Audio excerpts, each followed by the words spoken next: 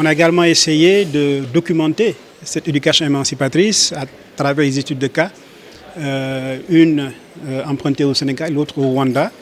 Et ces études de cas nous montrent qu'en réalité, qu'il est possible de promouvoir d'autres modèles éducatifs qui s'appuient plus fortement sur l'éducation et qui permettent également de, en réalité, nous interroger à nouveau sur les finalités de l'éducation. Parce que très souvent, on se rend compte que de plus en plus, quand on parle d'éducation, quand on parle d'école, l'évaluation est faite selon des critères quantitatifs. On met l'accent sur l'accès, on met l'accent sur la qualité des apprentissages, mais on ne met pas toujours l'accent sur les finalités de l'éducation. Autrement dit, l'éducation pour faire quoi? L'éducation pour changer quoi chez l'individu? Pour changer quoi chez la société?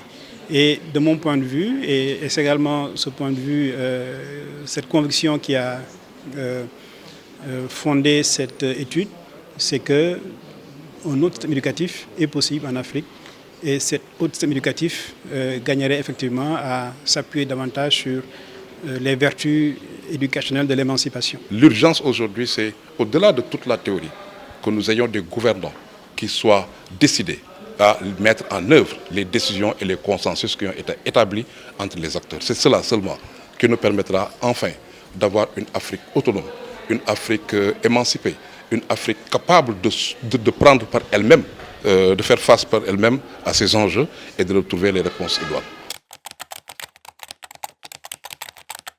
C'est dû à plusieurs raisons. Malheureusement, la massification sans les moyens se traduit très souvent par une baisse de la qualité. Aujourd'hui, nos écoles, en tout cas beaucoup de nos écoles, s'apparentent davantage qu'à des garderies, qu'à des espaces vraiment où les apprentissages sont au cœur du dispositif. Donc il y a un problème de ressources.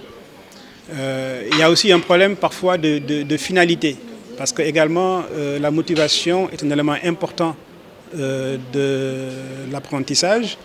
Et au fond aussi, ça signifie qu'il faudrait peut-être voir comment en tout cas réallouer les ressources. Je prends la question de la formation des enseignants. Il n'y a pas un système éducatif au monde dont la qualité du système est supérieure à celle de ses enseignants. Et donc si on veut relever la qualité de l'éducation, il faut effectivement avoir des enseignants de qualité. Et donc c'est toute la question de la formation des enseignants, c'est toute la question, disons, de leur univers dans lequel ils évoluent, c'est toute la question des moyens qu'il y a dans les salles de classe. Et de notre point de vue, effectivement, il y a beaucoup de réallocation de ressources et de nouvelles orientations qu'il faudrait promouvoir pour une éducation de qualité. Mais la qualité était entendue également dans la capacité de l'école à prendre en charge les défis de la société. La qualité, ce n'est pas seulement les apprentissages. Si vous apprenez et que vous avez bien appris, mais que ce que vous avez bien appris ne sert pas à la société, il y a un problème. Nous devons faire face à plusieurs défis dans la révision, justement, dans la refondation du système éducatif. Jusque-là, nous avons un système scolaire français qui est établi au Sénégal. Mais nous devons construire une école véritablement sénégalaise au Sénégal. Et c'est valable aussi pour les autres pays africains.